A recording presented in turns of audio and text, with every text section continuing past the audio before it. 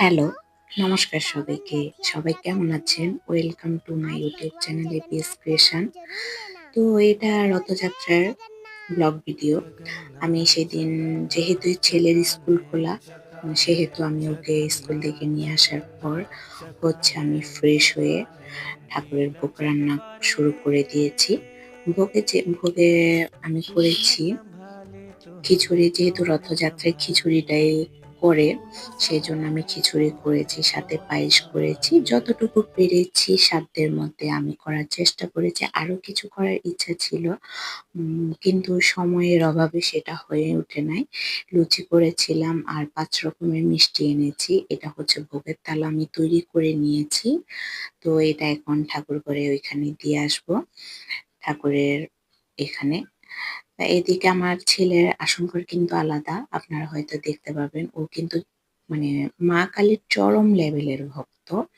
সবকিছু ওর মুখস্থ। সবাই আমার ছেলের জন্য আশীর্বাদ করবেন। ও আবার ঠাকুরের প্রতি খুবই ভক্তি শ্রদ্ধা একটু বেশি। আর এদিকে আমি ভোগটা রেডি করে দিয়ে বাদবাকি রান্নায় চলে গিয়েছিলাম। ওরা আমার ছেলে আর আমার শাশুড়ি মিলে বাদবাকি পূজাটা দিচ্ছে, ভোগ আরতি গেল। তো আমার ভিডিও আজকে এখানেই। ভালো থাকবেন, সুস্থ থাকবেন। জয় জগন্নাথ। হ্যালো, নমস্কার সবাইকে। সবাই কেমন আছেন? Welcome to my YouTube channel APS creation. তো এটা রথযাত্রার ব্লগ ভিডিও। আমি সেদিন যেহেতু ছেলের স্কুল খোলা, সেহেতু আমি ওকে স্কুল থেকে নিয়ে আসার পর আমি ফ্রেশ হয়ে ঠাকুরের ভোগ রান্না শুরু করে দিয়েছি।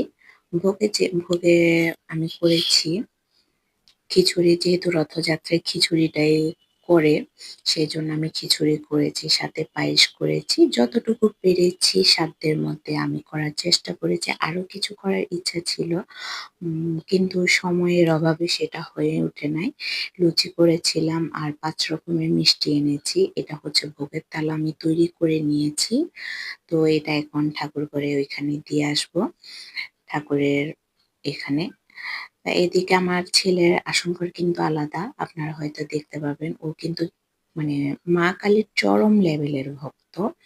সবকিছু ওর মুখস্থ। সবাই আমার ছেলের জন্য আশীর্বাদ করবেন। ও আবার ঠাকুরের প্রতি খুবই ভক্তি শ্রদ্ধা একটু বেশি।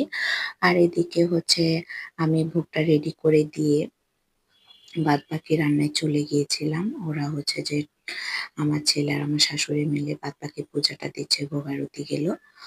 তো আমার ভিডিও আজকে এখানেই। ভালো থাকবেন, সুস্থ থাকবেন। জয় জগন্নাথ।